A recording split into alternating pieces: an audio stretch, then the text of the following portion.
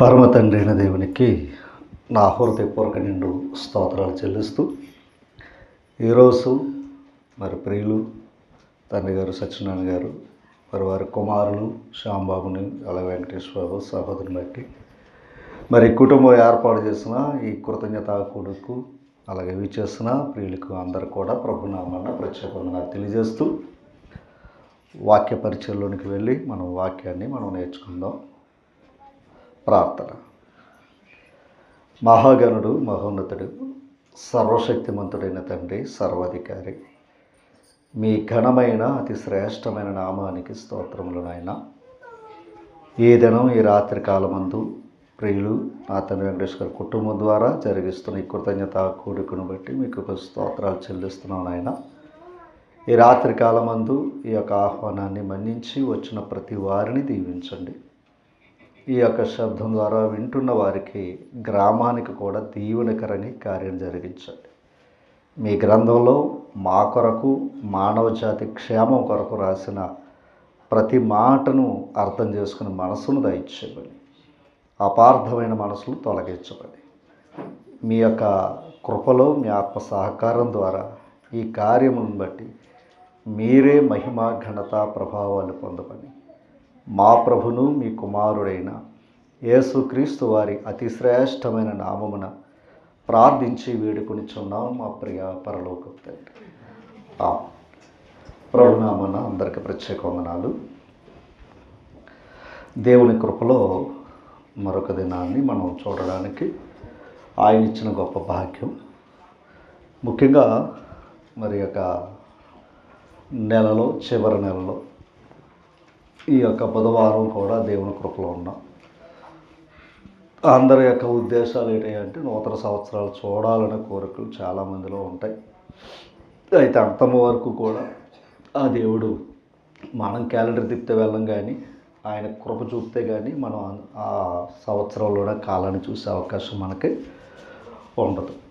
అలాగే రాత్రి కాలమందు మరి కుటుంబం ఏర్పాటు చేస్తున్న ఈ కూడిక నిమిత్తంగా మరి సంవత్సర కాలంలో మరి ఎన్నో కార్యాలు జరుగుతూ ఉంటాయి. నిజంగా ఒక పక్క సంతోషం ఉన్నా ఒక పక్క శోధనల సమస్యలు కూడా వెంటాడతాయి. ఈ సమస్యలు, శోధనలు వచ్చినా కూడా ప్రభు తన కృపను తోడుగా ఉంచుతాడు. అదనమాట, ప్రభు తన కృపను తోడుగా ఉంటుంది. కనుక ఆ కృపను ఎరిగిన వారు కనుక మరి ఈరోజు ఎంతమందిని పిలిచి ఈ కార్యక్రమాన్ని ఏర్పాటు చేస్తున్నారు. ఇక్కడికి వచ్చిన వారు ఎవరు అంటే దేవుని ఎరిగిన వారు. అయితే మీరందరూ వచ్చి ప్రార్థనలో ఆమెనన్న ఆ కుటుంబానికి ఎంతో దీవెనిది. ఆమెనంటే చాలు, అంటే అలా జరుగును గాక అని అమ్మ. అటువంటిది మనం ఈరోజు ఈ కార్యక్రమానికి ముందుకు వెళ్తూ ఉన్నాం. దేవుని గ్రంథంలో ఈ నెల ఈ ప్రపంచం అంతా కూడా జరుపుకుంటున్న ఈ క్రిస్మస్ హడావుడి అనేది చాలా వ్యాప్తంగా ప్రజల యొక్క సంతోషాలు జరుపుకుంటూ ఉన్నారు. అయితే లోకానికి ఎక్కడ ఉన్నదానికి వ్యత్యాసం ఏంటయ్యా అంటే ఇక్కడ ఆర్భాటం ఉండదు, హంగామా ఉండదు, ఓకేనండి, ఏమీ ఉండదు. ఉండవలసింది ఏదన్నా ఉంది అంటే ఆయన మాట తప్ప రెండోది ఏమీ ఉండదు. ఎందుకు అంటే ఆ మాటలో ఉన్న గొప్పతనం అది అర్థం చేసుకోవడానికి దేవుడు అల్లరికి కర్త కాడు, సమాధానకే కర్త తప్ప అల్లరికి కర్త దేవుడు కాదు. అల్లరి ఉన్న కాడు దేవుడు ఉండడం మాట్లాడి. కనుక ఈరోజు ఆయన పరిశుద్ధమైన మాటల నుంచి మనం కొన్ని మాటలు నేర్చుకుందాం. లోకసు వార్త 2వ అధ్యాయంలో 2వ అధ్యాయం 11వ వచనంలో ఒక ప్రాముఖ్యమైన మాట చదివి ముందుకు వెళ్దాం. దావీదు పట్టణమందు నేడు రక్షకుడు మీ కొరకు పుట్టి ఉన్నాడు, ఈయన ప్రభువైన క్రీస్తు. చాలు, ఆ ఒక్క మాట మనం ఈరోజు ధ్యానిద్దాం. దావీదు పట్టణమందు నేడు రక్షకుడు మీ కొరకు పుట్టి ఉన్నాడు అన్నాడు. అంటే పుట్టినవాడు ఎవరయ్యా అంటే రక్షకుడు. ఏ పట్టణం అంటే దావీదు పట్టణము అనగా యెరూషలేము. ఇంతక పుట్టి ఉన్నాడు. ఈయన ఎవరంట? ప్రభువైన క్రీస్తు. ఆయన పుట్టినప్పుడు ఈయన ప్రభువు అనే మాట వాడాడు దేవదూత. ఈయన ప్రభువు అనే మాట వాడాడు. ప్రభువు అంటే రాజుకు ఆపాదించే మాట. ఆయన పుట్టి పెరిగి పెద్దయి రాజ్యాన్ని సంపాదించుకున్న తర్వాత రాజు అవ్వాలి. ఆయన పుట్టినప్పుడు ఏమని చెప్తున్నాడు దేవదూత? ఈయన ప్రభువైన క్రీస్తు అనే మాట ఉంది. ఈ 2వ అధ్యాయం 11వ వచనం ఈరోజు ఈ పాఠను మనం నేర్చుకోబోతూ ఉన్నాం. అమ్మా, యేసుక్రీస్తు వారు చాలామందికి అనేక రకాలుగా ఆయన పిలవటం అనేది జరుగుతూ ఉంది. అనేక రకాలుగా ఆయన్ని పిలవటం అనేది నజరేతువాడ, గలిలయవాడ, ఓకేనా, యోసేపు కుమారుడా, రెండవది మరియమ్మ కుమారుడా, వడ్లవాణి కుమారుడా, ఇలాంటి అనేక పేర్లు ఆయనకి ఆపాదించి ఆనాడు పిలిచేవారు. కానీ దేవుడు చెప్పిన పిలిపేటయ్యా అంటే ఈయన ప్రభువైన క్రీస్తు, రక్షకుడే. కానీ ఆయన ఎవరో తెలుసా? ప్రభువైన క్రీస్తు. ఇది దేవుడు పెట్టిన నామకరణం. ఇది ఈయన ప్రభువు ఎలాగయ్యాడు? అసలు ఈయన ప్రభువుగా ఎందుకు రావాలి లోకానికి? ఈయన ప్రభువుగా ఉండి ఆయన ప్రభుత్వం ఎక్కడ ఉంది? ఆయన ప్రభుత్వంలో ఆయన చట్టం ఏంటి? ఇలాంటి విషయాలు ఈ రాత్రికాలం నేర్చుకోవడానికి మనం అందరూ కూడా మనసును పెట్టాలని కోరుతూ ఉన్నాం. కొన్ని మాటలు చూద్దాం. ఆదికాండం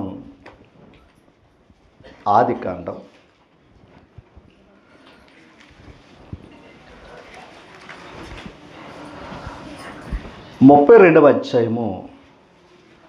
ఆదికాండం 32వ అధ్యాయము తీసరమ్మా.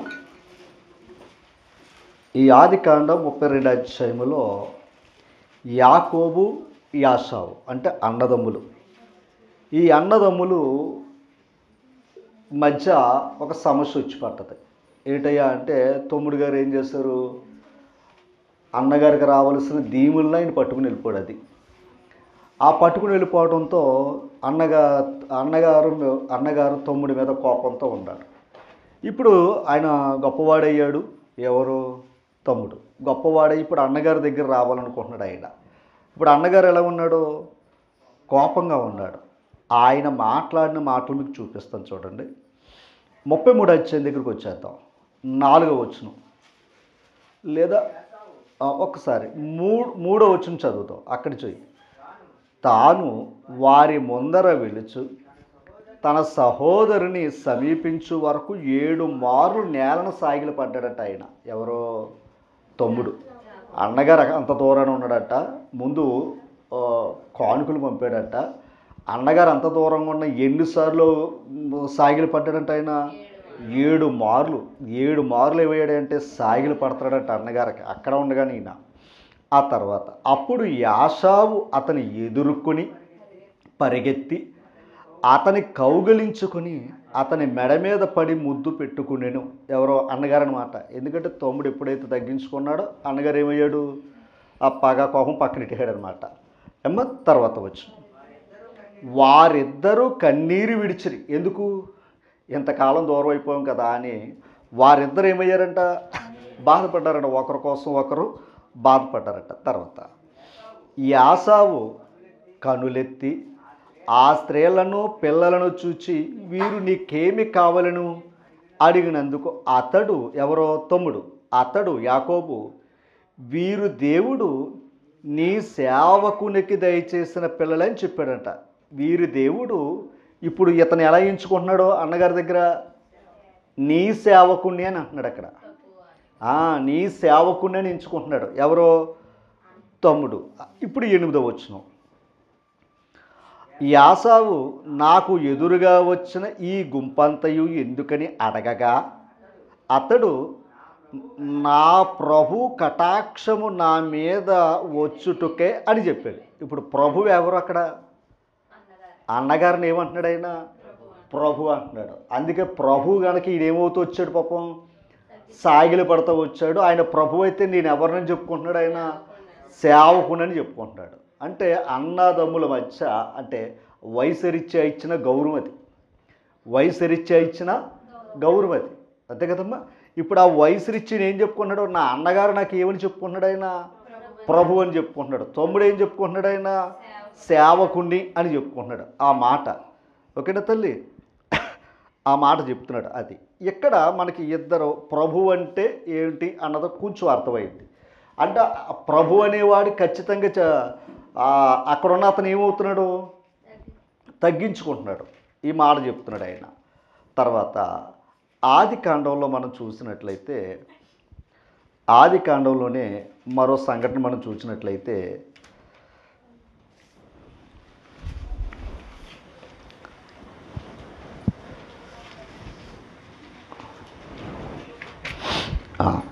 నలభై 42వ అధ్యాయం 10వ వచనం చదవండి.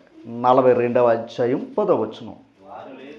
వారు లేదు ప్రభువా, నీ దాసులమైన మేము ఆహారము కొనుటకై వచ్చితివి అన్నారు. ఎవరు వారు? వచ్చిన వారు ఎవరో 5వ వచనంలో చూస్తే ఇశ్రాయేలు 11 మంది ఈ ఐగుప్తు దేశానికి వచ్చారట. ఎక్కడికి వచ్చారు వాళ్ళు? ఐగుప్తు దేశానికి వచ్చాడట. ఈ యాకోబు కుటుంబంలో 12 మంది అన్నదమ్ములు ఉండేవారట. అమ్మ, ఇందాక యాసావు యాకోబు గురించి మనం నేర్చుకున్నాం. యాకోబు యాసావుని ఏమని పిలిచాడు? ప్రభు అని పిలిచాడు. ఓకే, వాళ్ళిద్దరి మధ్య బాగుంది. తర్వాత ఈ యాకోబు కుమారులు 12 మంది అంట. ఈ 12 మందిలో మరలా ఇక్కడ కూడా సమస్య వచ్చి పట్టదట. అన్నదమ్ముల మధ్య ఏమొచ్చిందంట?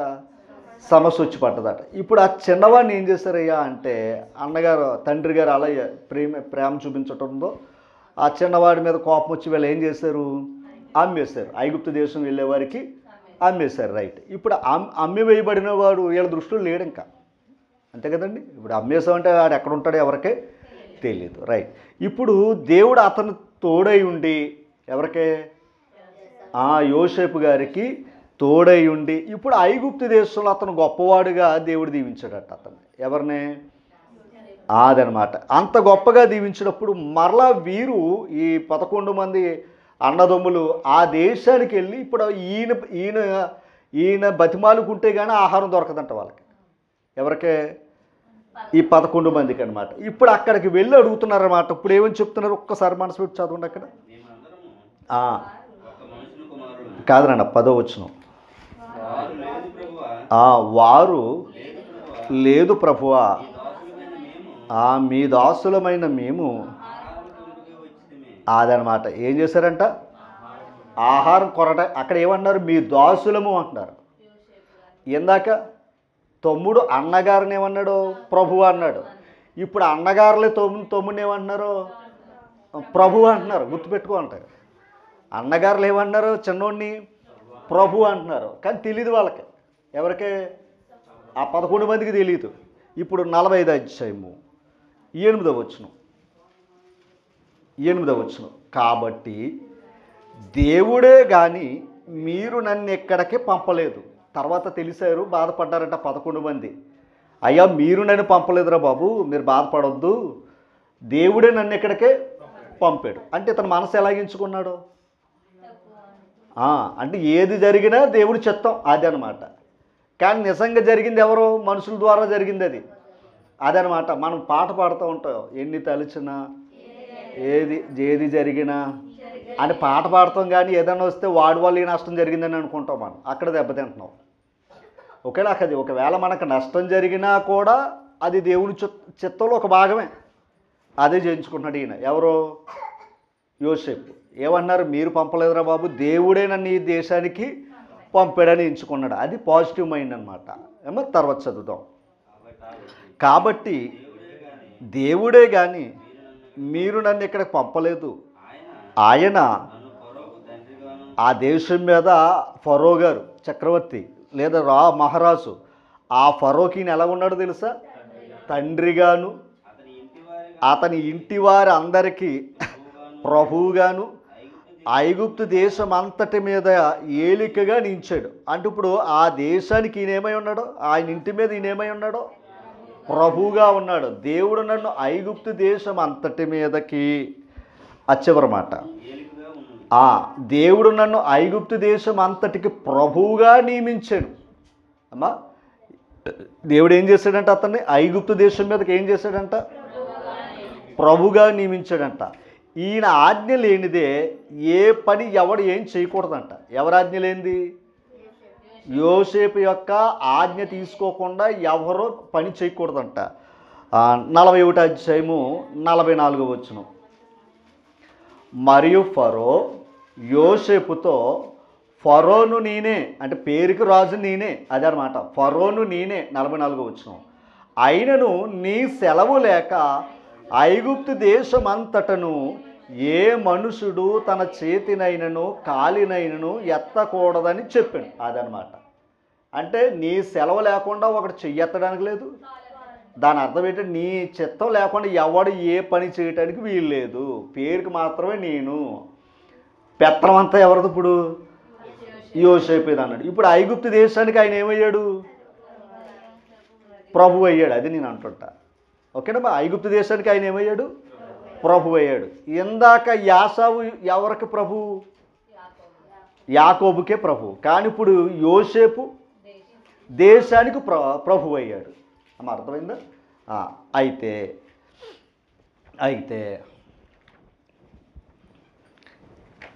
దానియేలు గ్రంథంలోకి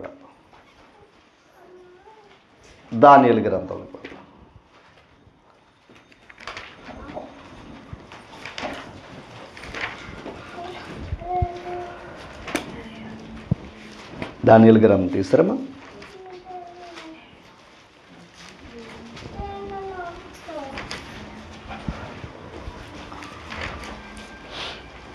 చూడండి, 2వ అధ్యాయము 37వ వచనం. 2వ అధ్యాయము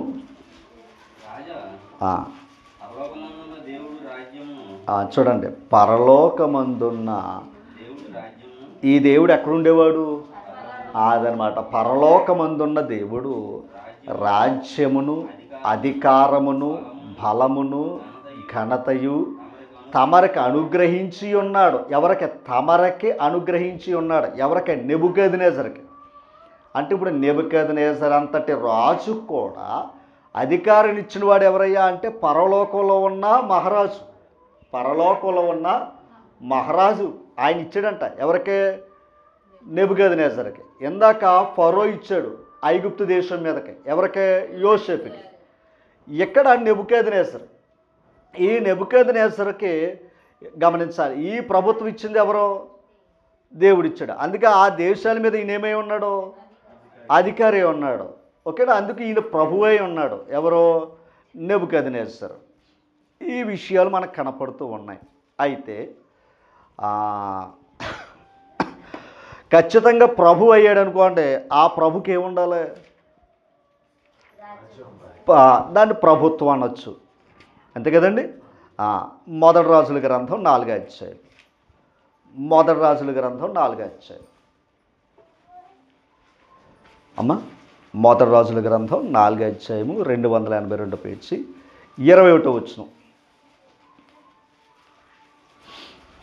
నది యూఫ్రటీసు మొదలుకుని ఐగుప్తు సరిహద్దు వరకు ఈ మధ్యనున్న రాజ్యములన్నిటి మీదను ఫిలిస్తీన్ల దేశం అంతటి మీదను సొలొమోను ప్రభుత్వం చేసింది. అంటే సొలొమోను గారి యొక్క ప్రభుత్వం ఎక్కడి వరకు ఉంది?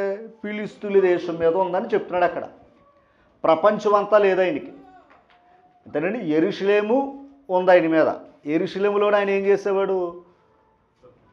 ఈయన ప్రభువు కనుక ప్రభుత్వం ఆ దేశం వరకే. అందుకు ఫిలిస్తీన్ల మీద కూడా ఈయనకి ఏముంది? అధికారం ఉంది. అది అమ్మ, దానియేలు గ్రంథంలోకి ఒకసారి వెళ్దాం. దానియేలు గ్రంథంలోకి వెళితే తీసారా? 4వ అధ్యాయమే. ఈ నెబుకద్నెజరు గురించి మాట్లాడుతూ 735 పేజీ 4వ అధ్యాయంలో అక్కడ ఒక దర్శనం చూశాడంట. 22వ వచనం చదువుతాం. రాజా, ఆ చెట్టు నేను సూచిస్తుందంట. అమ్మ, ఆ చెట్టు నిన్ను సూచించుచున్నది. నీవు వృద్ధి పొంది మహాబలము గలవాడవైతివి. ఎవరో నెబుకద్నెజరు అన్నమాట. మహాబలము గలవాడవైతివి, నీ ప్రభావము వృద్ధి నొంది ఆకాశమంత ఎత్తు అయిన. చెట్టు ఎదిగి కొలిది ఎలాగుంటుంది? ఎదిగి కొలిదానికి గౌరవం ఉంటుంది అమ్మ. అంటే ఇప్పుడు నెబుకద్నెజరు అంత ఉన్నతమైన స్థాయికి ఎదిగాడంట. తర్వాత మాట అండర్లైన్ చేయండి, నీ ప్రభుత్వము. అదనమాట. అంటే నెబుకద్నెజరు గారి యొక్క ప్రభుత్వం ఎక్కడ వరకు వ్యాపించింది? సొలొమోను గారిది కేవలం ఫిలిస్తీన్ల వరకే పరిధి, ఒక దేశం వరకు. ఈయన లోకం అంతా ఎవరిదే? అంటే ఇప్పుడు సొలొమోను కంటే గొప్పవాడు ఎవరు? నెబుకద్నెజరు. ఎందుకంటే భూమి మీద ఉన్న ప్రభుత్వం కనుక. ఎందుకంటే ఇంకొక మాట, ఈయన రాజులకు రాజు. ఎవరో? నెబుకద్నెజరు అన్నాడు అమ్మా. అయితే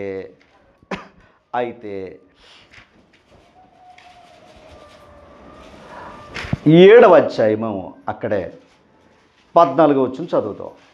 7వ అధ్యాయము 14వ వచనం అక్కడే, సకల జనులను, రాష్ట్రములను, ఆయా భాషలు మాట్లాడువారును. అంటే ప్రపంచంలో ఉన్న వారందరూ కూడా ఏం చేయాలి? ఎవరినే? దేవుని సేవించాలి. ఓకేనండి. ఆయనను సేవించినట్లును, అండర్లైన్ చేయండి, ప్రభుత్వమును, మహిమయు, ఆధిపత్యమును ఆయనకి ఇయ్యబడును. ఎవరికో? ఆయనకి ఇయ్యబడును. చెప్తాను ఎవరికో. తర్వాత చూడండి, ఈ పొందిన వాని యొక్క ప్రభుత్వము అదనమాట. ఈయన ప్రభుత్వం ఎలాంటిదంట? శాశ్వతమైనది. అది ఎన్నటికీ తొలగిపోదు. అది ఎన్నటికీ తొలగిపోదు. ఆయన రాజ్యము ఎప్పుడూనూ లయం కాదు. కానీ మనం ఇందాక చదువుకున్నామే, భూమి మీద ఉన్న ప్రభువులు, ప్రభుత్వాలు, రాజ్యాలన్నీ ఏమైపోయినాయి? లైవ్ అయిపోయినాయి. కానీ ఇక్కడ చెప్పాడు చూస్తారు, ఆయన ప్రభుత్వం శాశ్వతమైనది, అది ఎన్నటికీ తొలగిపోయేది కాదు, ఆయన రాజ్యము లయము కాదు అని చెప్పాడు ఆయన. ఎవరైనా చదువుదాం, ఎవరైనా అంటాం. ఒకసారి యోబు గ్రంథంలో మాట చూద్దాం. యోబు గ్రంథం 38వ అధ్యాయం ఒక్క మాట చూద్దాం. 33వ వచనాన్ని చదువుతాం. లేదా ఒక్కసారమ్మా 31వ వచనం చదువుతాం. 31. కృత్తిక నక్షత్రమును నీవు బంధించగలవా? ఒకసారి అంటే ఏ నక్షత్రాన్నైనా మనం బంధించగలవా అంటున్నాడు ఆయన. ఏ నక్షత్రాన్ని మనం ఏం చేయలేం? బంధించలేము. తర్వాత మృగశీర్షకు కట్లను విప్పగలవా? అంటే వాటికి ఒక కట్లే ఉన్నాయట. ఓకేనా? తర్వాత 32 అమ్మా చూడండి, వాటి కాలములలో నక్షత్ర రాసులను, అంటే వాటి కాలములు ఏమొస్తాయి? అందుకే తూర్పు దేశపు జ్ఞానులు వాటి కాలంలో వచ్చే నక్షత్రాన్ని చూసి ప్రభు దగ్గరికి వచ్చారు. అంటే నక్షత్రాలను చూసేవారు కూడా ఉన్నారు. అలాగే నక్షత్రం చూసి క్రీస్తు ప్రభు పుట్టినప్పుడు నక్షత్రం ఉదయించిందనే కదా వాళ్ళు వచ్చారు. ఇప్పుడు వాటి కాలములో అన్ని నక్షత్రాలు ఒకే కాలంలో రావు. వాటి కాలములు ఏమొస్తున్నాయి? నక్షత్రాలు వస్తున్నాయి అంటండి. ఏమో భూమి దగ్గరకు వస్తున్నాయంట. తర్వాత సప్తర్షి నక్షత్రములను, వాటి ఉపనక్షత్రములను, అదే ఆ నక్షత్రాన్ని ఏదన్నా నడిపించగలవా అంటున్నాడు. ఎవరిని? నరుణ్ణి. తర్వాత ఆ మాట కోసమే, ఇంతక ఈ మాట కోసం, ఆకాశ మండలపు కట్టడలను నీవు ఎరుగుదువా? ఇంతక ఆకాశ మండలానికి ఏముంది? కట్టడ. ఏమో తప్పుగా అనుకోకండి. కొన్ని కట్టడలు ఉంటాయి మనకి అమ్మ. కొన్ని కట్టడలు ఉంటాయి. అంటే పెద్దల కట్టడలు ఉంటాయి. ఓకేనా? కొన్ని కట్టడలు అంటే ఒప్పందాలు, అలాంటి కట్టడలు ఉంటాయి. ఇప్పుడు దేవుడు ఏమన్నాడు తెలుసా? ఆకాశపు మండలపు కట్టడలు నీవు ఎరుగుదువా? అక్కడ కట్టడలు వేసాడంట ఆయన. తర్వాత ఈ మాట చూడాలి, దానిని భూమి మీద గల ప్రభుత్వమును నువ్వు స్థాపించగలవా? ఒకవేళ నేను అక్కడ ఏర్పాటు చేసుకున్నానే, ఎక్కడ? ఆకాశంలో. ఒకవేళ నువ్వేదో భూమి మీద ఉన్నావు కదా, భూమి మీద నువ్వు ఏదైనా ప్రభుత్వం చేయగలవా? ఎక్కడ? పైన ఉన్న దాని మీద. నరుడు ఏం చేస్తున్నాడు? ఎక్కడుండి? మరి ఏం చేస్తున్నాడు? అంటే ఆ నక్షత్రాల మీద ఏం చేస్తున్నాడు? ప్రభుత్వం అంటే అధికారం. ఈయన చెప్పినట్టుగా లోబడాలి. లోబడుతుందంటారా? లోబడతాం. ఓకేనా? అంటే ఆకాశ మండలములో భూమి మీద కూడా ప్రభుత్వం ఎవరిదే? దేవుడు. అది నేను అంటాడు. కేవలం మనుషుల మీద ఇచ్చాడు తప్ప సృష్టి మీద దేవుడు ఏ నరుడికి ఇవ్వలా. సృష్టి మీదకి ఏ నరుడికి ఇవ్వలేదు. కేవలం మనుషుల మీదకి ఇచ్చాడు అంతే. ప్రభువులకి ఆ ప్రభుత్వం ఎక్కడి వరకు అంటే వారికి ఉన్న సరిహద్దుల వరకే పరిధి ఇచ్చాడు తప్ప ఈ సృష్టి మీద అనగా ఆకాశం మీద నక్షత్రాల మీద వీటి మీద ఏది ఇవ్వలేదు. వాటి మీద ప్రభుత్వం వీడికి లేదు. ఎవరికి ఉందే? దేవునికి ఉంది. అదనమాట. ఓకేనా? అది చెప్తున్నాడు ఆయన. అయితే ఇప్పుడు ఒకసారి లోకాసు వార్తలోకి ఒకసారి వెళ్దాం. లోకాసు వార్తలోకి మనం వెళ్దాం. ఇందాక మన ప్రారంభంలో మార్చి చదువుకున్నాం 2:11. దావీదు పట్టణమందు నేడు రక్షకుడు మీ కొరకు యేసు ప్రభు పుట్టి ఉన్నాడు. ఒకసారి పుట్టి ఉన్నాడు. అంతేనా? పుట్టి ఉన్నాడు. తర్వాత ఇప్పుడు ఆయన ఎవరంట? అది ఆయన ఎవరంటే సామాన్యుడు కాదు. ఆయన ప్రభు. అందుకే ఆయన ప్రభుత్వం ఎలాంటిది? శాశ్వతమైనది. అది లయమైపోయేది కాదు. అది ఓకేనా? అది ఆయన ప్రభుత్వం శాశ్వతమైనది, లయము కానిది. అలాంటి ప్రభు పుట్టాడని చెప్తుంది. ఎవరో? దేవదూత.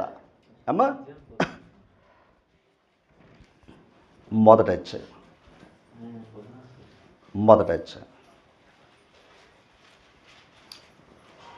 తీసారమ్మా? మొదట తీసారా తల్లి? 28వ వచనం నుంచి చదువుతాం కొన్ని మాటలు. ఆ దూత లోపలకు వచ్చి ఎవరనే? మరియని. ఆమెను చూచి దయాప్రాప్తురాలా. అంటే ఇప్పుడు దేవుని దయ ఎవరి మీద ఉంది? మరియమ్మ మీద ఉంది. ఒక విషయాన్ని ఆలోచించాలి. ఎప్పుడో యెషయా గ్రంథంలో కన్యగర్భాన కుమారుడు జన్మిస్తాడని యేసు ప్రభువారు మరియమ్మ పుట్టక మునిపి లోకానికి రాక మునిపి 500 సంవత్సరాల క్రితమే ఆయన మాట అక్కడ ఉందంట. ఎవరి మాట? యెషయా గ్రంథంలో. ఇప్పుడు ఆ కన్యగర్భాన్ని వెతుక్కుంటే దేవుడు మరియమ్మ గారు కనపడ్డారంట. మనం కూడా మన ఇంటికి ఏదైనా ఎవరికైనా పని చెప్పాలనుకోండి, ఎలాంటి తీసుకుంటాం? మన ఇంట్లో పని అయితే రోడ్డు మీద ఉన్న వాళ్ళు తీసుకుని వచ్చేస్తామా? లేదు. అది నమ్మకమైన వారినే మన ఇంట్లో పెట్టుకుంటాం కదంటారా? అంతేనా? ఇప్పుడు లోకానికి రక్షకుడు వస్తున్నాడంటే ఆ రక్షకుడు కొరకు ఓర్చుకునే తల్లి కావాలి.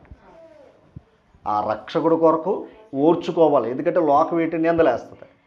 ఇంకో మాట, కన్యగర్భాన పుట్టడం అంటే సామాన్యం కాదే. అంతే కదండి. ఆల్రెడీ ప్రదానం చేయబడ్డది, ఇంకా వివాహం అవ్వాల. కానీ ఆమె గర్భాన్ని ఎవరు పుట్టారు? యేసు ప్రభు పుట్టారు. తప్పుగా అనుకోవద్దు. ఓకేనా?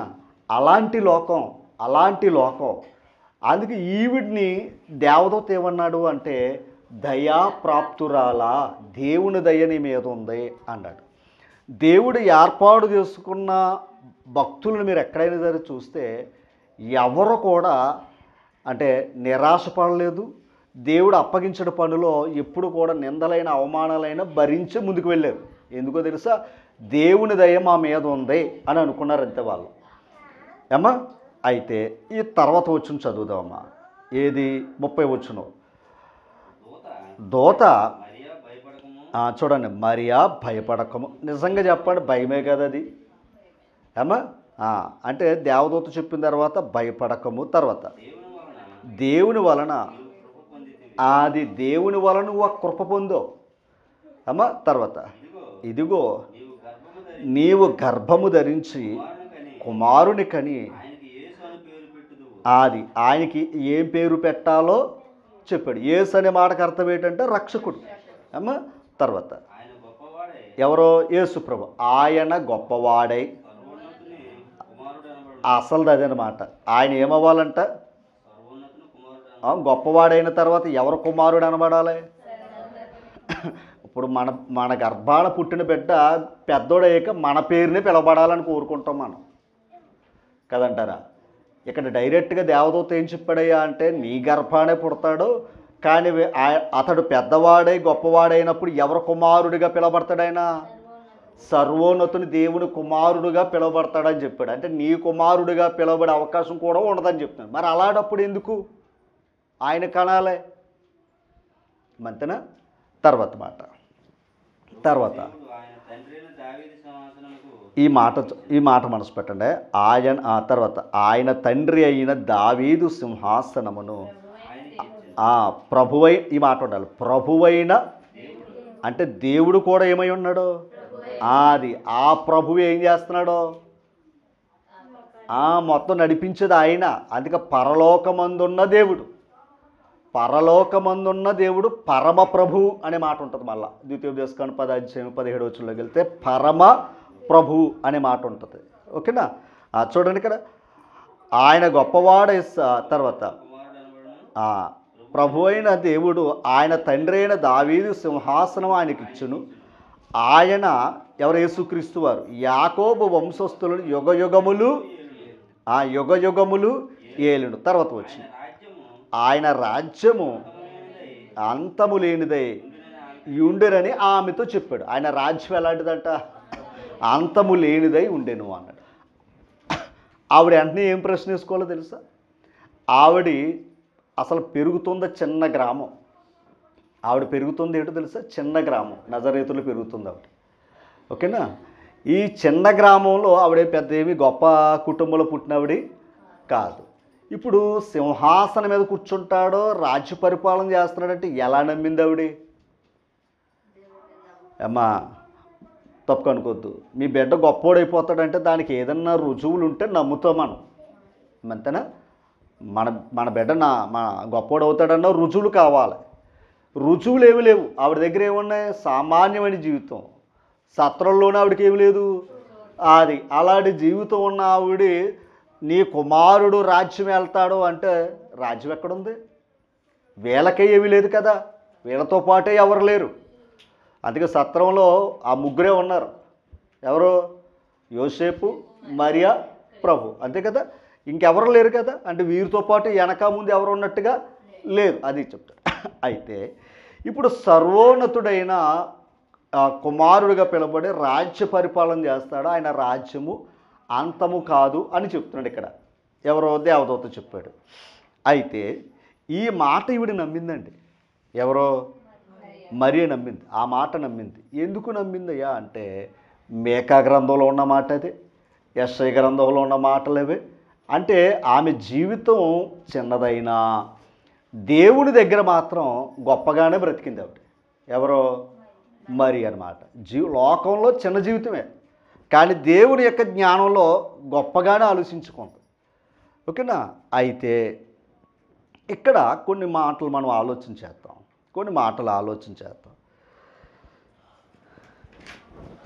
రోమపత్రిక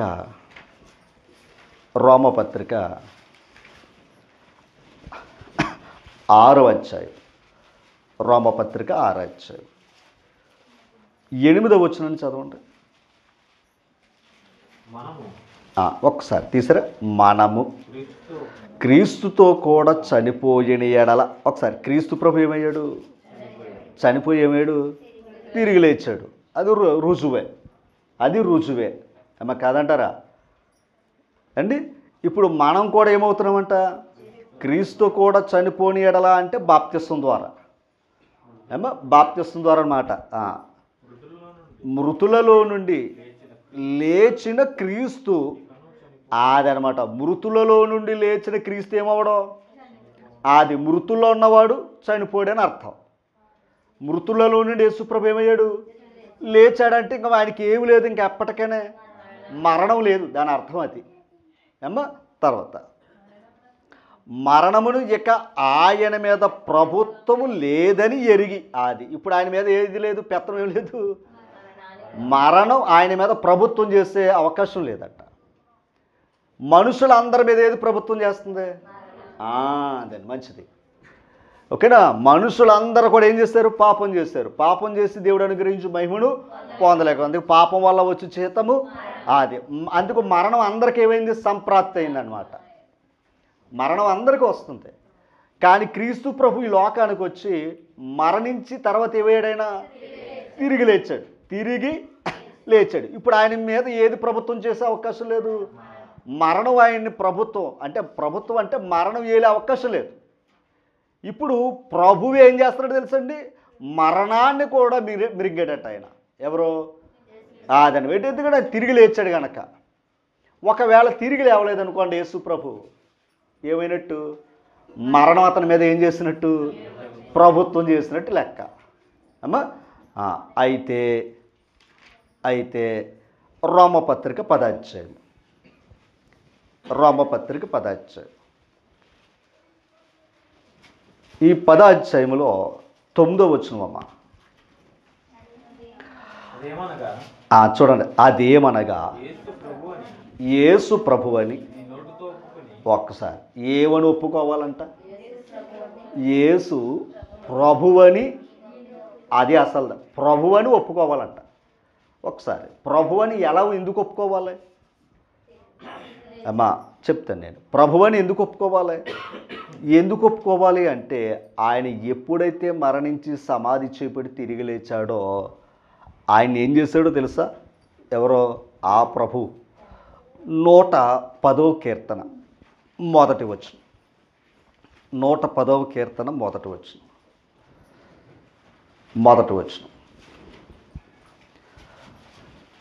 ప్రభువు నా ప్రభుతో సెలవిచ్చిన వాక్కు. ఒకసారి ప్రభువు నా ప్రభుతో సెలవిచ్చిన.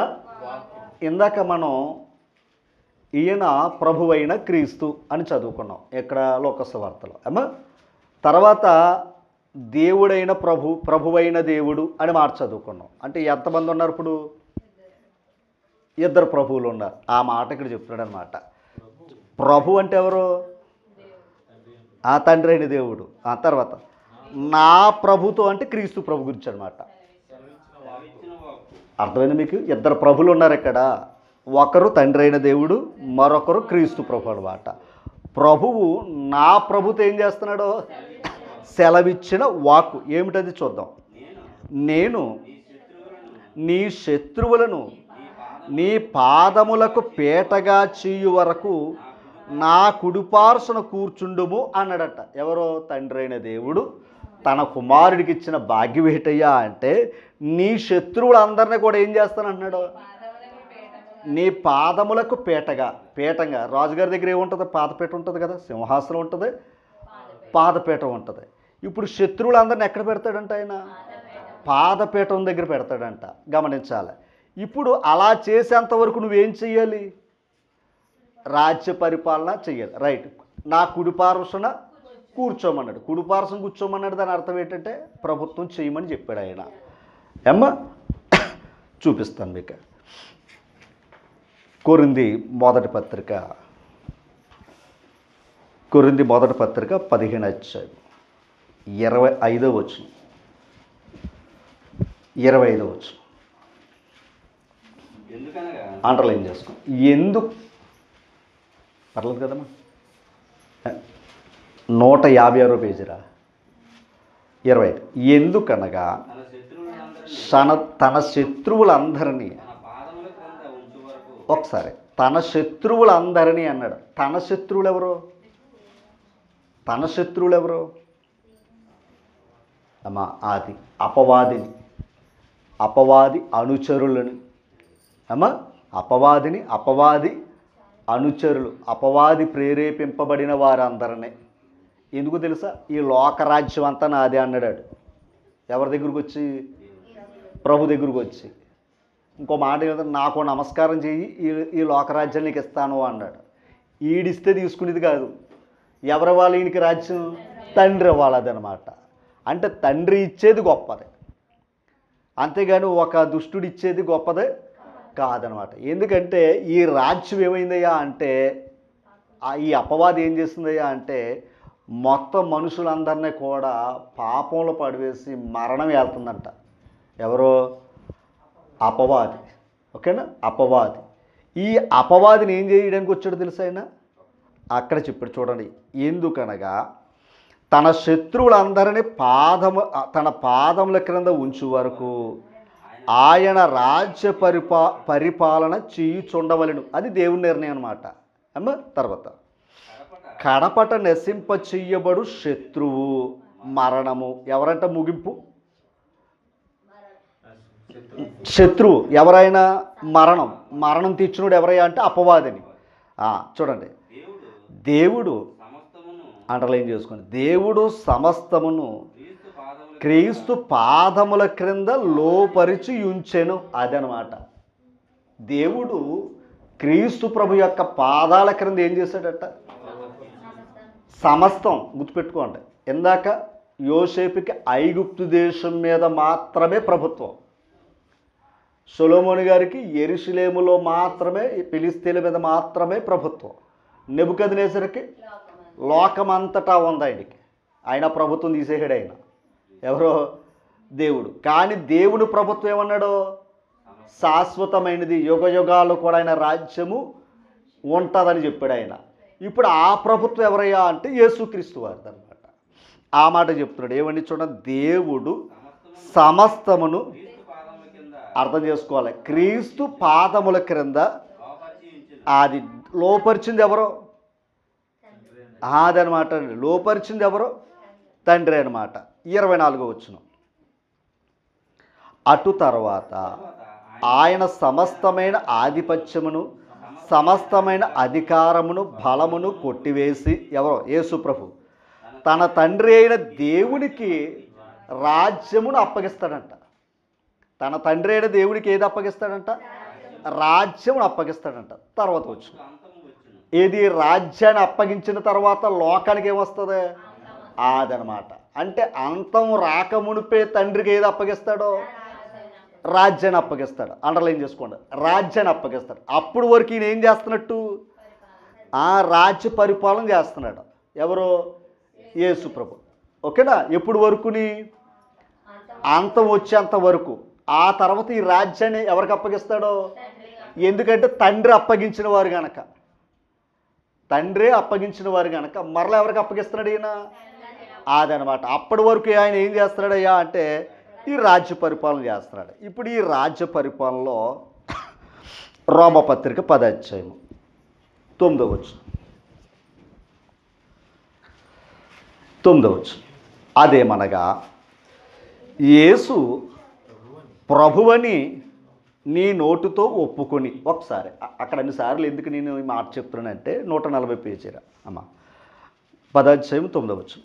యేసు ఎలా అని ఒప్పుకోవాలంట?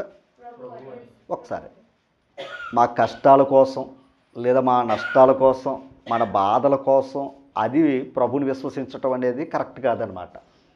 యేసుని ఎలా అని ఒప్పుకోమంటున్నాడు? ప్రభు అని ఒప్పుకుంటే ఖచ్చితంగా మనం ఏం చెయ్యాలి? ఇందాక చూపించాను మీకు ప్రభుని గురించి. మంచి మాట అన్నారు. ఏంటయ్యా అంటే యాసావుని అన్నగారు ఏమన్నాడు? తమ్ముడు ఏమన్నాడు? ప్రభు అని ఏమయ్యాడు?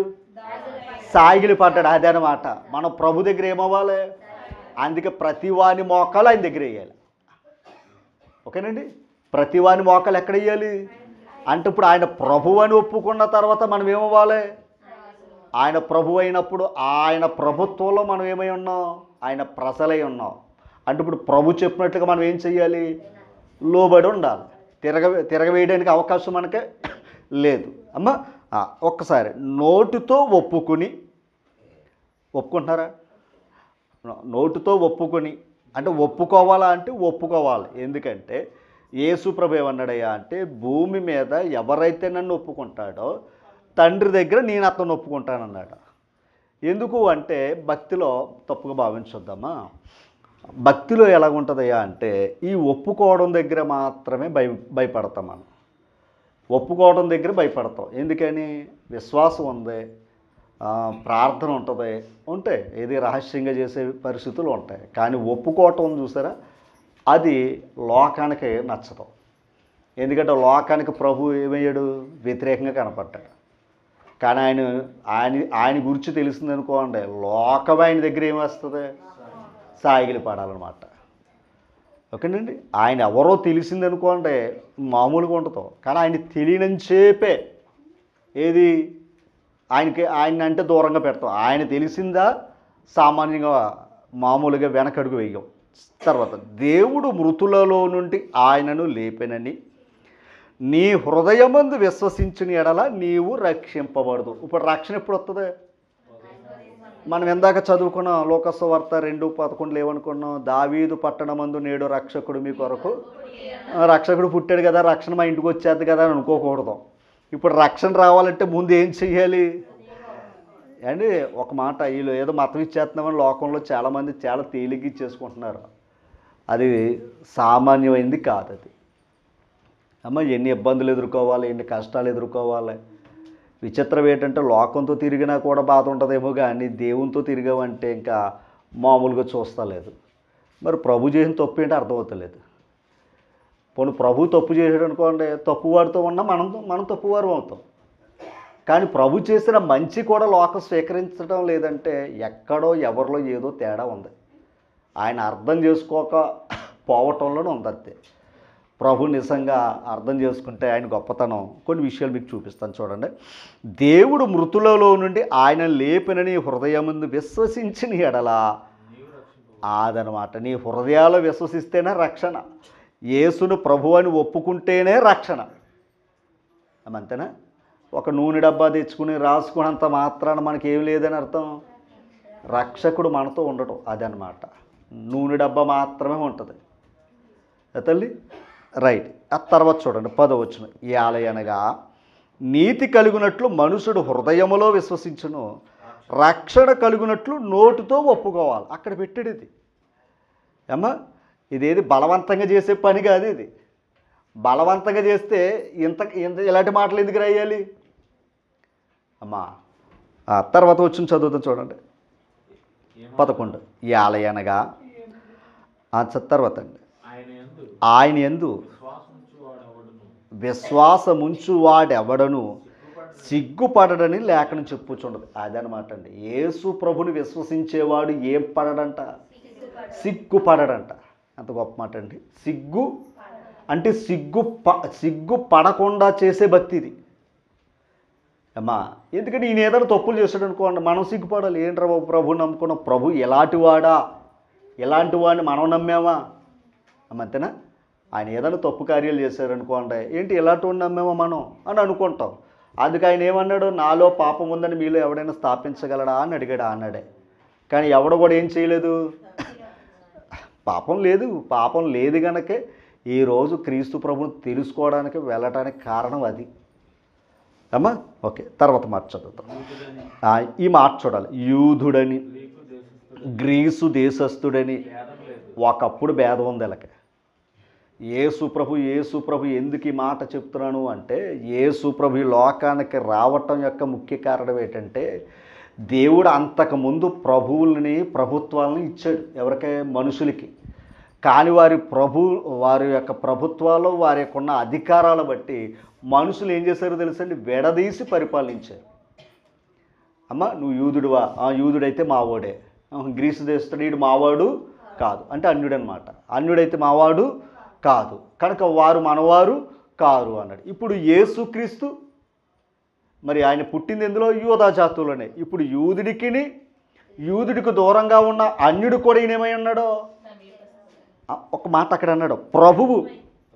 అమ్మా ఒకసారి చదవండి. యూదుడని గ్రీసు దేశస్థుడని భేదం లేదు. మనుషుడికి ఉంది, లోకరాజ్యాల భేదం ఉంది, కానీ ప్రభు దగ్గర ఏమి లేదు, భేదం లేదు. తర్వాత భేదం లేదు, ఒక్క ప్రభువే అందరికి ఏమై ఉన్నాడు. ఇప్పుడు యేసు క్రీస్తు ప్రభు దగ్గర ఏదైనా తారతమ్యాలు ఏమున్నాయా?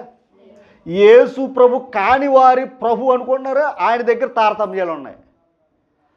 వారి దగ్గర తారతమ్యాలు ఉన్నాయి. ఎందుకంటే జ్ఞానం నేర్చుకుంటే ఇష్టం ఉండదు ఆ ప్రభుకే. ఎవడైనా కొంచెం సత్యం తెలుసుకున్నాడంటే అసలు ఇష్టం ఉండదు. అవసరమైతే ఏదైనా ఎంతవరకైనా వారు వెళ్తారు. అలాంటి తారతమ్యాలు కలిగిన వారు ఒకప్పుడు ఉన్నారు, ప్రభులు వెళ్ళారు. కానీ క్రీస్తు ప్రభు ఈ లోకానికి ఎందుకు వచ్చాడో తెలుసండి? ఆ తారతమ్యాలు తీయటానికి వచ్చాడు ఆయన. అందుకు ఈ గ్రీసు దేశస్థుడికి యూదుడికి ఈయనేమై ఉన్నాడంట? ఒక్కడే ప్రభు. ఆ ఒక్కడే వీళ్ళందరినీ పరిపాలిస్తున్నాడు. కేవలం ఇశ్రాయేలు యొక్క ప్రభుత్వాన్ని పరిపాలించుకోలేకపోయారు. వాళ్ళు ఆ 12 గోత్రాలను పరిపాలించుకోలేకపోయారు. వాళ్ళ 2 ముక్కలైపోయారు. ఇటు క్రీస్తు ప్రభు, అటు యూదులు, ఇటు అన్యులు. అంటే ప్రపంచాన్ని కూడా ఏం చేస్తున్నాడు ఆయన? పరిపాలన చేస్తున్నాడు. అది ఆయన దగ్గర ఉన్న శక్తి. అది ఆయన దగ్గర ఉన్న శక్తి. తర్వాత చదవండి అమ్మా. తర్వాత ఒక్క ప్రభువే అందరికి ప్రభువై ఉండి తనకు ప్రార్థన చేయువారి ఎడల కృప చూపుటకు ఏమై ఉన్నాడు? ఐశ్వర్యవంతుడై ఉన్నాడట యేసుక్రీస్తు. అమ్మ, ప్రార్థన చేస్తే ఆయన కృప చూపటానికి ఐశ్వర్యవంతుడై ఉన్నాడట. ఒక మాట. తర్వాత మాట చదవండి, చెప్తాను.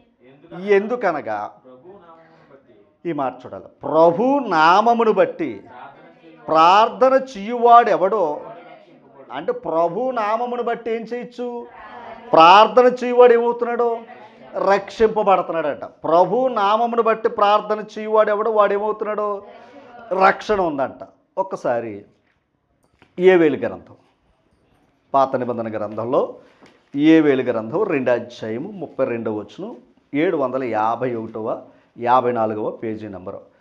యెహోవా సెలవిచ్చినట్లు సియోను కొండ మీదను యెరూషలేములను తప్పించుకున్న వారందరూ శేషించిన వారిలో యెహోవా పిలుచువారు కనపడుదురు. దేవుడు పిలిచిన వారు మాత్రమే కనబడతారంట. అంతేనా? తర్వాత చూద్దాం. ఆ దినమున యెహోవా నామమును బట్టి ఆయనకు ప్రార్థన చేయువారందరూ ఏమవుతున్నారు? ఆ యెహోవా నామమును బట్టి ప్రార్థన చేయువారందరూ ఏమవుతున్నారు? యెహోవా అంటే ఎవరో? తండ్రి అయిన దేవుడు. ఇప్పుడు మనం ఏ నామాన్ని ప్రార్థన చేస్తున్నాం? యేసుక్రీస్తు పేరట ప్రార్థన చేస్తున్నాం. గమనించాలి. ఇందాక ఒక మాట చదువుకున్నాం. ప్రభువైన దేవుడు, ప్రభువైన క్రీస్తు. అంటే ఆయన్ని ప్రభువే, ఈయన ప్రభువే. ఆయన దేవుడే, ఈయన దేవుడే. ఓకేనమ్మా? ఆయన దేవుడే, ఈయన దేవుడే. ఆలోచన చేయాలి దయచేసి. ఇప్పుడు ఈయన నామాన్ని బట్టి ప్రార్థన చేస్తే ఏం కలుగుతుంది? రక్షణ కలుగుతుందంట. ఎవరికే? అందుకే ఆకాశము క్రింద ఇయ్యబడిన ఏ నామములో రక్షణ మనుషులకు కలగదు అని చెప్తాడు.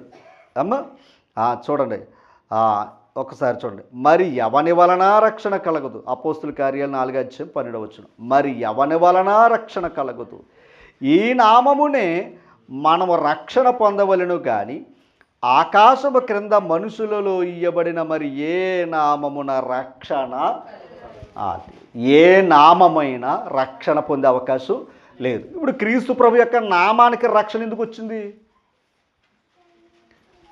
ఆయన రక్షకుడు గనక మరణించి ఏం చేశాడు? తిరిగి లేచాడు గనక మరణం ఆయన మీద ఏం చేయలేదు? ప్రభుత్వం చేయలేదు గనక ఇప్పుడు సర్వాధికారం ఆయన సంపాదించుకున్నాడట. ఎవరి ద్వారా? అదనమాట. అందుకు రక్షణ ఆయన నామం ద్వారా తప్ప మరొక నామం ద్వారా, మరొక ప్రభు ద్వారా వచ్చే అవకాశం లేదు అని చెప్తున్నాడు అనమాట ఆయన. రైట్. ఇప్పుడు ఆయన ప్రభువు. గమనించాలి. యేసుక్రీస్తు ఎవరు? ప్రభువులకు ప్రభువు, రాజులకు రాజు. ఆయన అందరికీ ప్రభువే. ఎవరో? యేసుక్రీస్తు. రైట్. ఆయన ప్రభువే. ఆ ప్రభువుగా ఉన్న స్థాయిని గురించి దైవం మనకు నేర్పుతున్నాడు. ఇప్పుడు ఆయన ప్రభు అయినప్పుడు ఆయన ప్రభుత్వం ఎలాగుందన్నది ఒకసారి చూద్దాం. ఆయన ప్రభుత్వం ఎలాగున్నదన్నది చూద్దాం. ఓకేనమ్మా? ఆయన ప్రభుత్వం ఎలాగుందన్నది చూస్తే కొన్ని మాటలు మీకు చూపిస్తాను. చూడండి, కొన్ని మాటలు చూపిస్తాను. ఆయన ప్రభుత్వంలోనికి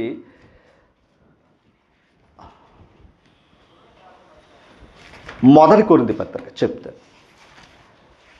రాసుకోండి. కొంచెం అర్థం కాకపోయినా కంగారు పడకండి. కానీ ఇది చెప్పేది జ్ఞానం అమ్మ, కథలు కావు, మరొకటి కాదు. ఎందుకంటే మాకు ఇది నేర్చుకున్నాం, ఇది చెప్పాలని కోరిక. ఎందుకంటే ఇదంతా ఏ వచనాలు ఉన్నాయో ఆ వచనాలు చెప్తేనే ఇది వాస్తవం. మేము ఇది చెప్పకుండా ఏదైనా ఇంకొక కథ చెప్పాను అనుకోండి, అది వేరే, అది నాకు కల్పితం. అది అమ్మ, ఎందుకంటే దేవుడు రాసిన మాటలు. తల్లి, మొదటి కొరింథీ పత్రిక 12వ అధ్యాయం 3వ వచనం ఒక మంచి మాట మనకు కనపడుతుంది.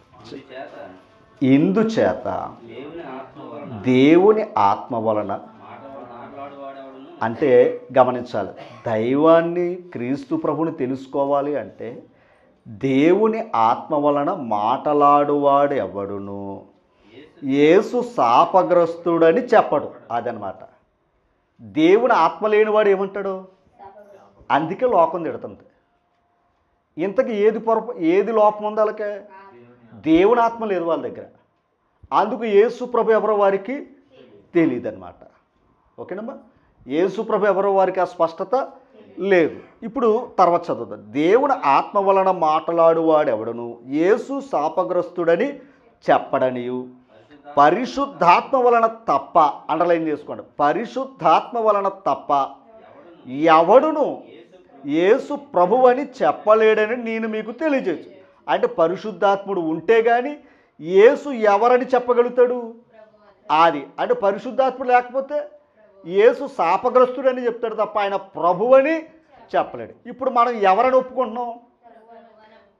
ఎందుకు ఒప్పుకుంటున్నాం చెప్తాను మీకు. ఎందుకు చెప్తాను మీకు. తిమోతి పత్రిక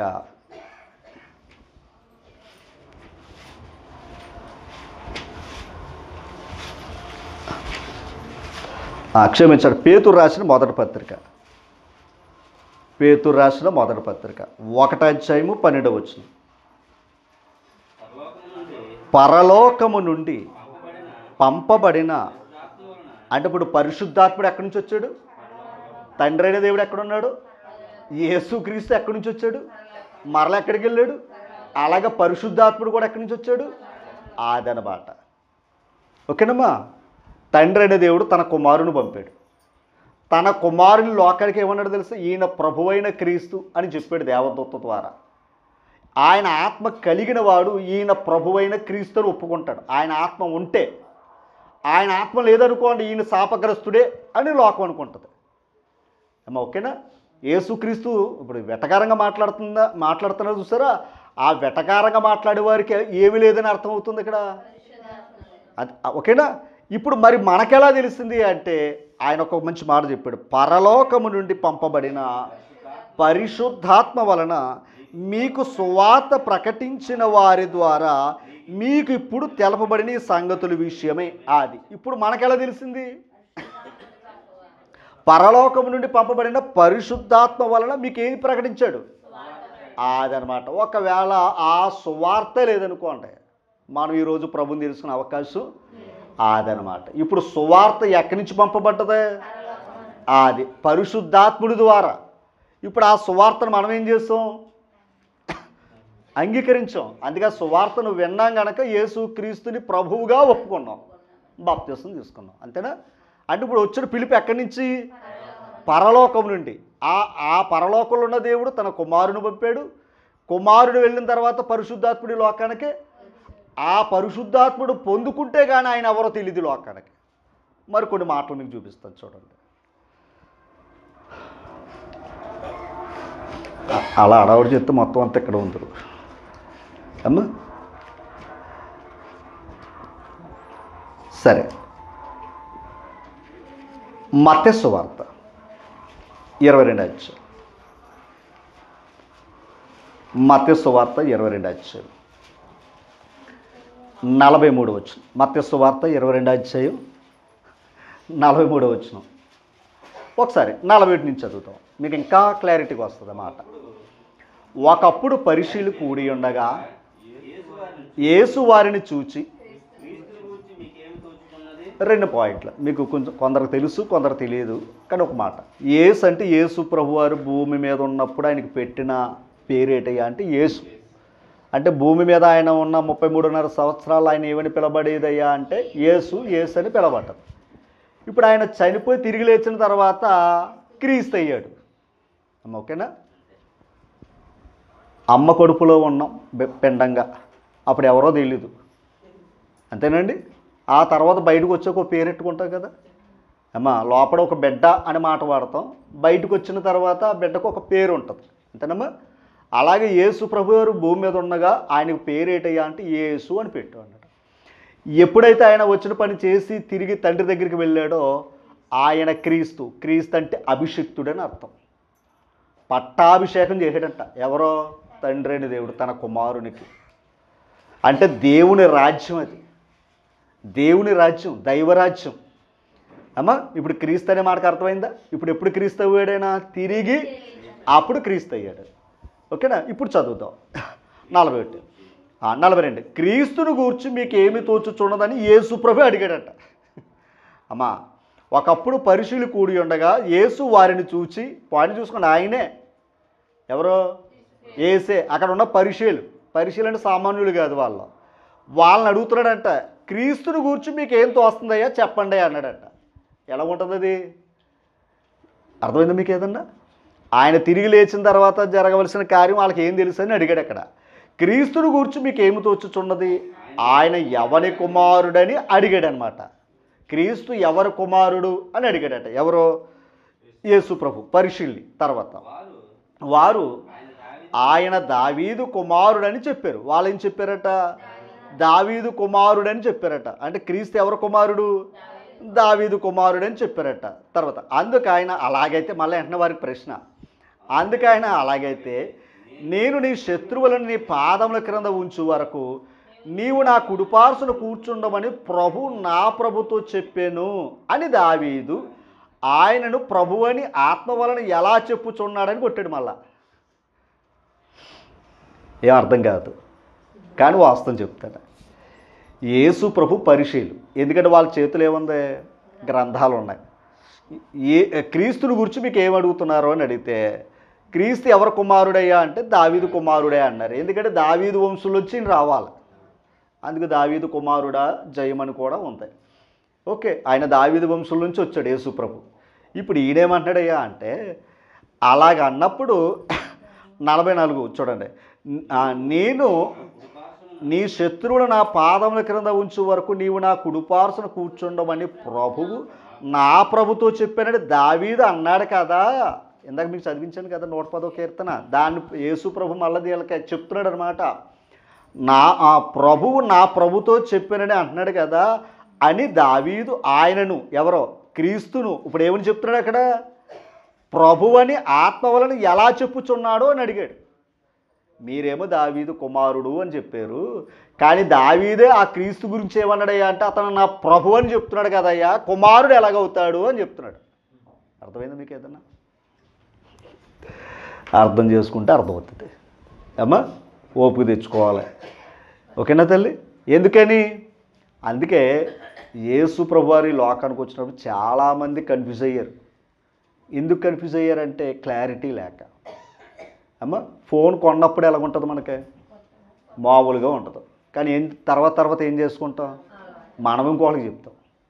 అలాగే దైవ గ్రంథాన్ని కూడా ధ్యానిస్తేనే ఆయన గొప్పతనం ఏంటో తెలుస్తుంది. మరి మరియ దగ్గర అన్నప్పుడు మరి ఆవిడ వెంటనే మాట అనాలి కదా, మరి ఆవిడ ఎందుకు సైలెంట్ అయ్యింది?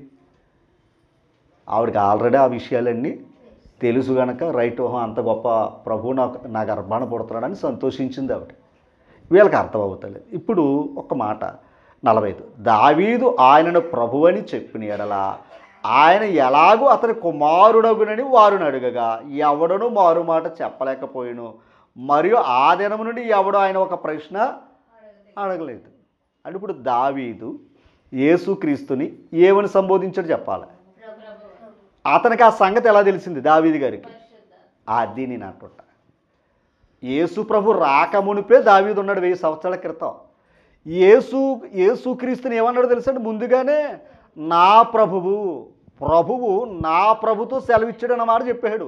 అంటే క్రీస్తు ప్రభుని ఏమన్నాడు తెలుసండి? నా కుమారుడు అనలేదు ఆయన, నా ప్రభు అని చెప్పాడు. ఆయన ఎలా చెప్పాడు? ఆత్మ వలన. ఆత్మ లేకపోతే తెలీదు. అదే ఆత్మ లేదనుకోండి, యేసును ప్రభుగా అంగీకరించే భాగ్యం ఎవరికే ఉండదు. అమ్మా 2 విషయాలు చెప్పి నేను ముగించేస్తాను. చూడండి, లోకసు వార్త 2వ అధ్యాయము 1వ అధ్యాయము 41వ వచనం. ఎలిజబెత్తు మరియకు వందనవచనము వినగానే ఆమె గర్భంలో శిశువు గొంతులు వేసెను. బాప్తిస్మిచ్చి యోహాను గారు. అంతటి ఎలిజబెత్తు, ఎవరు ఎలిజబెత్ అంటే? యోహాను గారి తల్లి. స్త్రీలలో ఆవిడ మరియని దీవిస్తుంది. చూడండి, మరియ గారి గురించి మాట్లాడు. స్త్రీలలో నీవు ఆశీర్వదింపబడిన దానవు, నీ గర్భఫలమును ఆశీర్వదింపబడిన. తర్వాత మాట ఇంపార్టెంట్, నా ప్రభువు తల్లి. ఓకేనండి, నా ప్రభు తల్లి నా దగ్గరికి వచ్చింది. నా ప్రభు తల్లి ఎవరో? మరియా. ఇప్పుడు ఒక బంధువులలో కానీ ఇప్పుడు ఏమంటుందంటే నా బంధువురాలని మాట్లాడతాడు. నా ఇంటికి వచ్చిన ఆవిడ ఎవరో? నా ప్రభు తల్లి వచ్చింది. ఎంత గౌరవం వచ్చిందండి ఆవిడకి? అర్థమైందండి? దావీదుకి అంత గౌరవం ఎందుకు వచ్చిందో? దావీదు వంశం నుంచి వచ్చాడు కనుక. ఇప్పుడు మరియాకి అంత గౌరవం ఎందుకు వచ్చిందో తెలుసా? గౌరవం ఇచ్చారు కానీ కొందరు పూజ చేస్తున్నారు, తప్పది. గౌరవించటం వేరమ్మా, పూజించటం వేరు కదంటారా? ఎందుకంటే పూజకు అర్హుడు ఎవరో? అదనమాట అండి, అర్థం చేసుకోవాలి. అంటే మరియమ్మ పూజకు అర్హురాలు మాత్రం కాదు. ఎందుకంటే స్త్రీలలో ధన్యురాలు అనబడతావే తప్ప పూజింపబడతావని మాట చెప్పలేదు అక్కడ. ఒకవేళ ఆ పదం ఉంటే మనం వెళ్ళిపోదాం ఎక్కడికి? గౌరీపట్నం, అంతే కదండి. కానీ ఆ అవకాశం ఇవ్వలేదు, ఎందుకంటే ప్రభుకి తప్ప ఇంకెవరికి లేదు అది. ఓకేనా? ఇప్పుడు ఆవిడ ఎలా చెప్పింది? ఇతడు నా ప్రభు తల్లిని ఎలా చెప్పింది?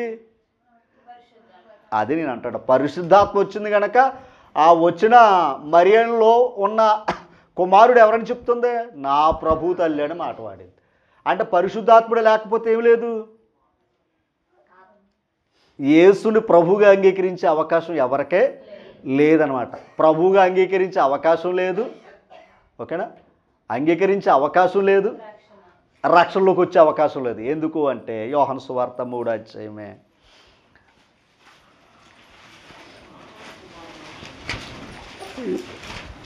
యోహాను సువార్త 3వ అధ్యాయము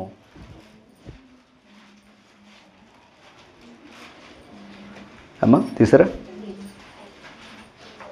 6వ వచనం, ఒకసారి 5వ వచనం.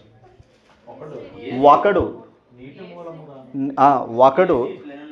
యేసు ఇట్లను పాయింట్ అర్థం చేసుకోవాలి అమ్మా. ఒకడు నీటి మూలముగాను ఆత్మ మూలముగాను జన్మించితేనే కానీ. అంటే ఇప్పుడు దేవుని రాజ్యంలోకి ప్రవేశం ఏది?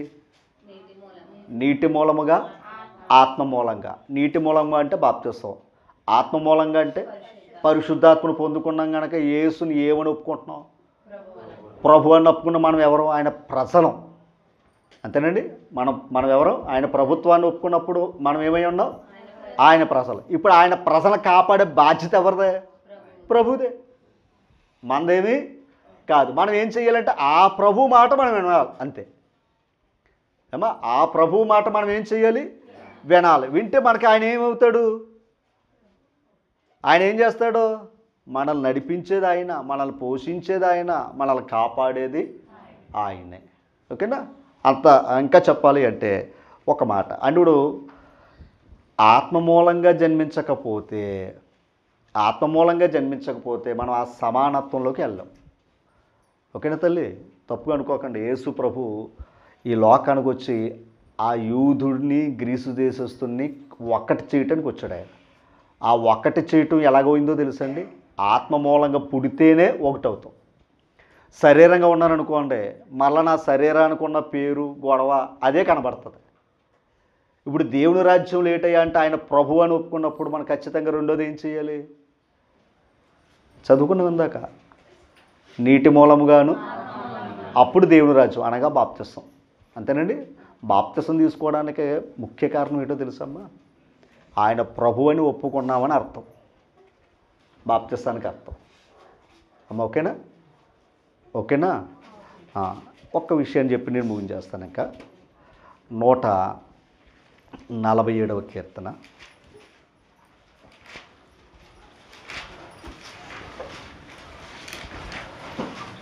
143వ కీర్తన 10వ వచనం చూడండి. నీవే నా దేవుడవు, నీ చిత్తానుసారంగా ప్రవర్తించుటకు నాకు నేర్పుము. తర్వాత చూడండి. దయగల నీ ఆత్మ సమభూమి గల ప్రదేశమందు నన్ను నడిపించునుగాక. ఇప్పుడు ఆత్మే నడిపించాలి. ఎక్కడికే? సమభూమిలోనికి, సమభూమిలోనికి అమ్మా. ఆ సమానుడు దగ్గరికి నడిపించాలి. ఏది? ఆత్మ. యేసుక్రీస్తుకి మరో పేరేంటి చెప్పండి? సమాధానకర్త. ఓకేనండి. ఇందాక అన్నదమ్ములు ఇద్దరు ఏమయ్యారు? ముందు సమస్య వచ్చింది, తర్వాత ఇద్దరు ఏమయ్యారు? సమాధాన పడినప్పుడు ఎలాగుంది? అది ఆయన ప్రభు అన్నాడు, నీ దాసుని అన్నాడు, అంటే అది కోరుకోలేదు ఆయన ఆతల వ్యక్తి, కానీ ఏమయ్యాడు, ఆ వినయానికి ఏమయ్యాడు, ఆయన లోబడిపోయాడు. ఎవరో అన్నగారు. తర్వాత ఆ అన్నగారులే తమ్ముడిని ఏం చేశారు, చిన్న చూపు చూశారు, కానీ దేవుడు అతన్ని పెద్ద చూపు చూపించాడు. కనుక వీళ్ళ కూడా ఏమయ్యారు, కడకే ఆ తమ్ముడు మేము చేసిన తప్పారని ఒప్పుకున్నారు. మీరు అనకంటారా బాబు, దేవుడే నన్ను ఇక్కడికే పంపాడు అన్నాడు. ఇప్పుడు ఆ దేశానికి ఈయన ఏమయ్యాడు, ప్రభు అయ్యాడు. వీళ్ళందరూ కూడా ప్రభువా మేము దాసులు అన్నారు. ఒప్పుకున్నారు లేదా? ఒకవేళ ఒప్పుకున్నారు కనుక ఆ దేశంలో క్షేమంగా బ్రతికేరాళ్ళు. ఎందుకంటే అధికారం ఎవరిదే. అలాగే కానీ ఒకప్పుడు ఇంటికాడే ఉన్నట్టుగానే చిన్నోడే కదా అని మళ్ళీ చిన్న చూపే చూశారనుకోండి, తీసి జైల్లో పడేస్తాడు. ఎవరో, ఎందుకంటే అధికారం ఉంది. ఒకప్పుడు వేరు, అన్నగారి దగ్గర ఉన్నప్పుడు అధికారం వేరు, తండ్రి అధికారం అది. కానీ ఇక్కడ ఫరోయే ఇచ్చాడు అధికారం, ఇక్కడ ఆ దేశం అధికారే ఇచ్చాడు ఇక్కడ. ఇప్పుడు ఇక్కడికి వచ్చాక మన ఇంటికాడ ఉన్నట్టుగా ఇక్కడ ఉంటే కుదరతాం కదంటారా?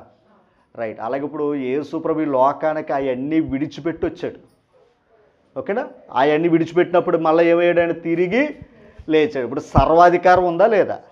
ఇప్పుడు సర్వాధికారం ఉన్న అతన్ని ఒక సామాన్యుడిలో చూడకూడదు. సామాన్యుడికి వచ్చాడు, జీవించి వెళ్ళిపోయాడు ఆయన. ఇప్పుడు సామాన్యుడేమీ కాదు. ఓకేనండి. ఎంత గొప్పదయ్యా అంటే 2 వచనాలు రాసేసుకోండి. కొలసీ పత్రిక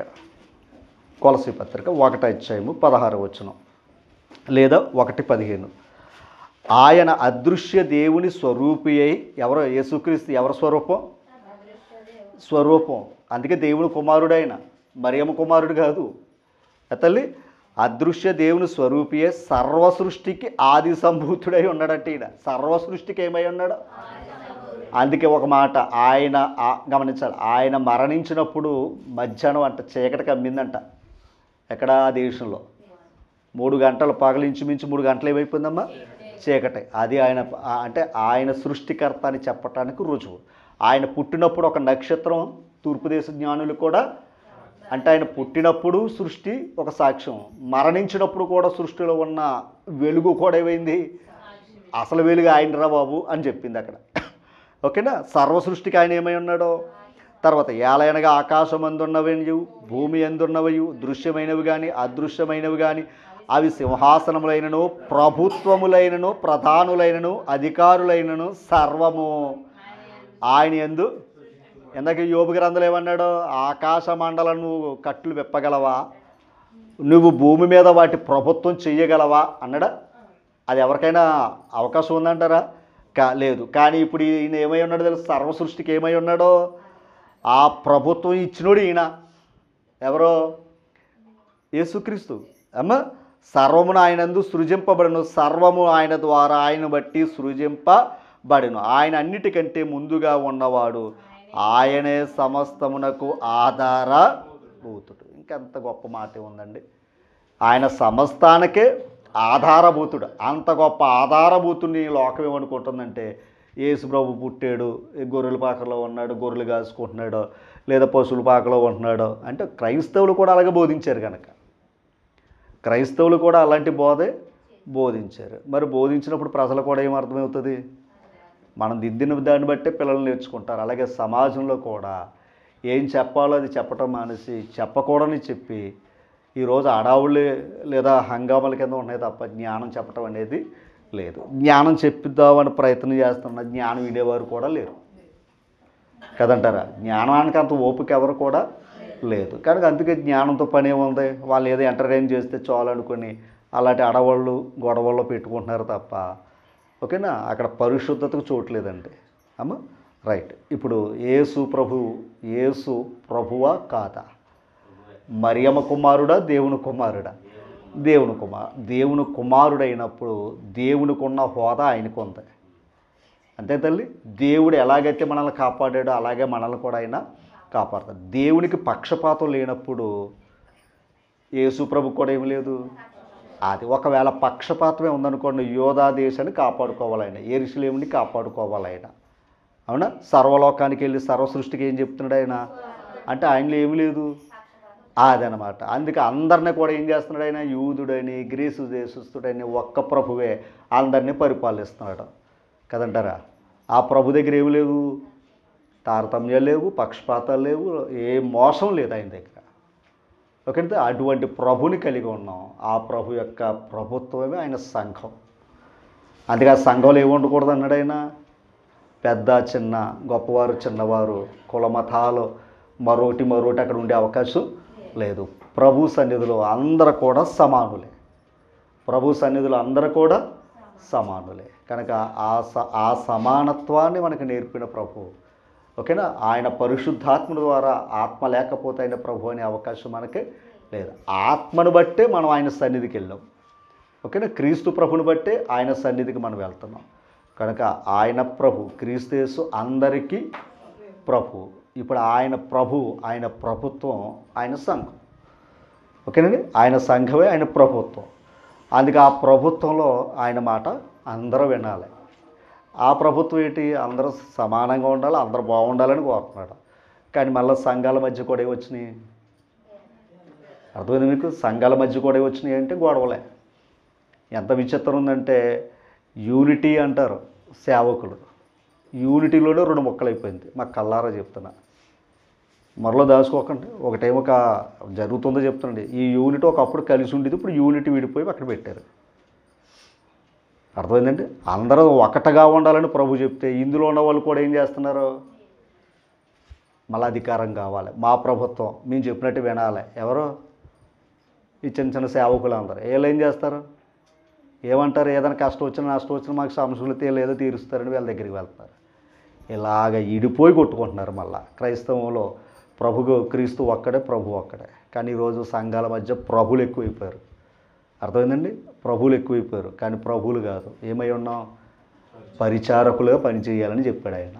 కనుక అటువంటి పరిస్థితులు కూడా చూస్తున్నాం. అందుకే సంఘాల మధ్య సంఘాల ఐక్యత లేవు, సంఘాల మధ్య సంఘాలు సమాధానం లేదు, ప్రేమ లేదు. మళ్ళీ అందరూ పట్టుకున్నది బైబిలే. అందరూ యేసు గురించి చెప్తాడు. కానీ ఈ సంఘంలోకి వెళ్ళినాడు ఆ సంఘంలోకి వెళ్ళొద్దు అంటాడు, ఆ సంఘంలో ఉన్నవాడు ఈ సంఘంలోకి రాదు. వీళ్ళందరూ మాత్రం వేదిక మీద కూర్చుంటారు కదంటారా. వీళ్ళందరూ కూడా వేదిక మీద కూర్చుంటారు. ఎందుకని, వీళ్ళు యూనిట్గా కనబడితే పైన బాగుంటుంది. ఇన్ని ఉన్నాయి కనుక పైవారిని తృప్తిపరిచారు తప్ప ఆ పైన ఉన్న దేవుని తృప్తిపరిచే పరిచర్యలు బహు అరుదుగా ఉన్నాయి. కనుక దేవుడు మరి ఎంత ఓపిక విన్నందుకు మేము ఒకసారి ప్రత్యేక వందనాలు తెలియజేస్తూ అందరికి కూడా ప్రభునామమున వందనాలు. Thank you.